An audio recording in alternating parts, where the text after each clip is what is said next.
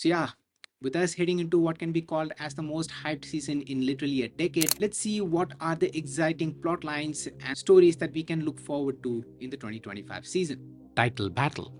Well, title battle in 2025 will be the most predominant expectation heading into the season, especially with how 2024 panned out and with us being done with the preseason test for the 2025 season. It's clear that McLaren will be the pace setters as expected. Especially with the revised platform, it seems like McLaren has hit the nail on the dot. Similarly, Ferrari has also shifted to a revised platform like McLaren, but they seem to have a couple of issues that they need to iron out, which will take about 3 to 4 races. So, we already have two teams that are set out to go for the title, but the big question is where will Red Bull and Mercedes fit into this equation? Red Bull had a pretty volatile test session, whereas Mercedes had a very smooth one, and Mercedes seemed to have genuinely made a step forward from 2024. With how competent these teams are and how effective and efficient they can be across a calendar, you can't really write off a title battle despite McLaren looking pretty ominous. With all four teams having a very stout driver lineup for the 2025 season, who have all the capacity to take points off of one another, we could very well have a season that can replicate the magic of 2010, which in theory should make the 2025 season an exciting one to follow. Inter-team rivalries. Inter-team rivalry is something that follows up from the title battle. With the top 4 teams having a very exciting and a talented driver pairing, it automatically creates curiosity as to how each driver would perform against their teammate. Especially with Antonelli, Hamilton and Lawson having either a more experienced or a teammate who's well bedded into the team's dynamic, it generally makes for a curious watch as to how the teammate dynamic will evolve as the season goes on. With McLaren expected to lead the field, we saw how feisty Piastri can be when he can fight for the race lead last year. With both the drivers starting with a clean slate and a car that could fight for the race win from round 1, it will be intriguing to see how McLaren manages both the drivers considering they did a pretty terrible job at it last year. Hungry. Not just the front runners, but I also think the midfield teams have a lot of prospect to have a solid teammate rivalries, like Carlos Sainz and Alex Albon, Esteban Ocon and Oliver Behrman, Jack Doohan versus Alpine, Pierre Gasly. So yeah, surely we have an exciting year ahead. Development errors.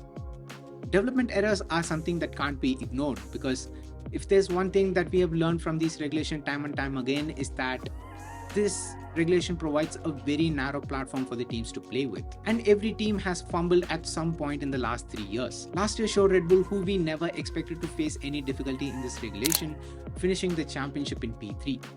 Ferrari also made a mistake last year with their in-season development. Mercedes were unsure of their concept, Aston Martin were absolutely clueless of their car, and even McLaren being super hesitant to bring any significant upgrades to their car towards the tail end of the season, fearing the same fate of Red Bull and Ferrari.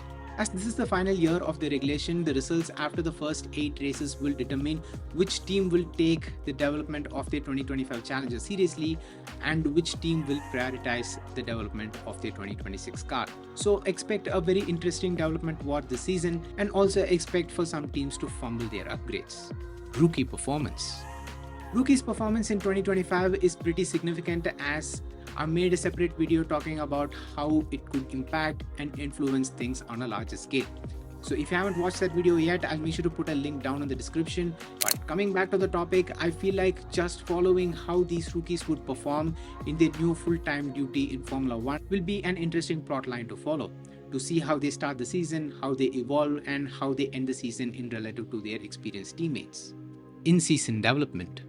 The in-season development is something that I touched upon in the development errors, but I think there is a lot of potential here, and it's a very interesting plotline to follow, because this has the potential to turn the fortune of a lot of teams upside down, up and down the field. If you remember, flexi wings and flexi aero body works are a thing and will be a key factor in how the teams perform at the early parts of the season. As FIA plans on clamping down on this loophole with the new technical directive that is set to take place at the Spanish Grand Prix, which could hurt more teams than the other, with McLaren setting the precedent for it last year, with Ferrari, Mercedes, Red Bull, all following the footsteps of McLaren to gain the same performance advantage in the 2025 season. The new technical directive that is set to take place mid-season could really throw a spanner in the works to some teams that exploits this loophole to gain the performance advantage more than the other. So teams should find a better alternative, or the pecking order could change dramatically after the new technical directive, which again is a very interesting plotline to follow. So the development toward the season will be both interesting and engaging for the people who are into the engineering and design aspects of Formula One. So these are just some of the interesting plot lines that I think will make the 2025 season super exciting to follow.